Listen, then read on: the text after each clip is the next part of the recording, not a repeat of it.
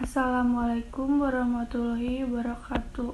Sampurasun tepangkeun wasta simkuring Natasha Delia ti kelas 12 IPS 1. Di dieu simkuring bade mintonkeun salah sahiji monolog anu judulna Di Mana Bagja Datang. Kuring emang lahir ti kalangan menak, kolot beunghar jeung naon nu sagala ku kuring hayang ge pasti moal aya nu kacumponan.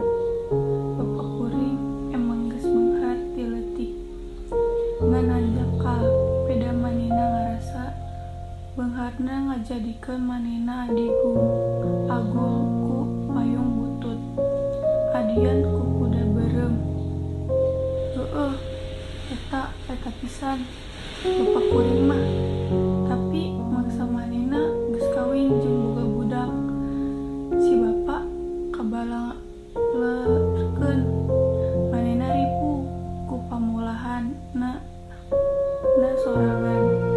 Ayeuna kudu gawe unggal isuk nepi peuting. Eueuh waktu pisan jeung nu ngaranna kaluarga. Bungan diri ngarasa aing pang beungharna, asa aing pang sagalana. Tibana usaha kaluarga bangkrut, manehna ripu. Kadieu kaditu niangan pitulung keur ngamajukeun deui usahana nu geus rek gulung ti keur kitu. Karep we karasa hirup teh teu salilana bakal diluhur. Tuluy namun geus kitu jadina.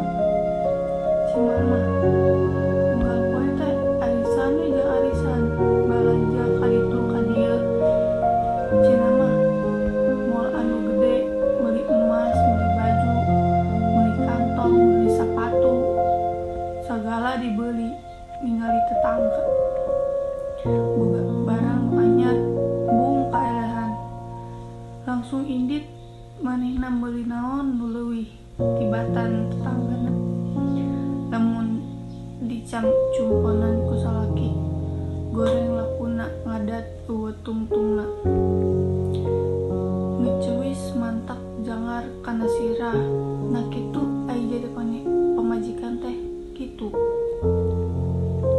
Ayeuna kabeh geus muter, roda nu tadina di luhur ayeuna malik kabeh kasusah.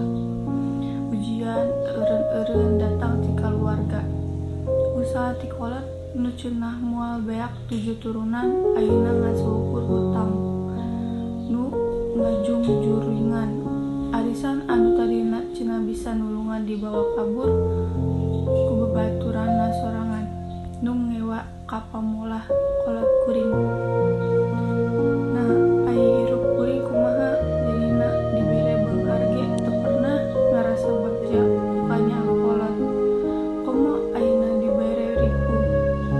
Naha nya ieu teh mangrupa teguran ti Nu Maha Kuasa. Tapi kunaon bet dibere ripu? Oge kalaka beuki balengsek ieu hate uring. Ngajerit hati kuring, ngajerit satariak-tariakna. Iraha kuring bisa ngarasakeun kabagjaan ti nu jadi kolot. Lain urusan materi nu kuring dipikahayang, tapi ngan ukur hiji Gusti kanyaah ti kolot anu can pernah dirasakeun ti leutik geus dililipkeun ka aki jeung emak. Budak keneh geus ditinggalkeun ku kolot. Naha nya kuring bakal ngarasa bagja lamun geus teu aya di dunia ieu.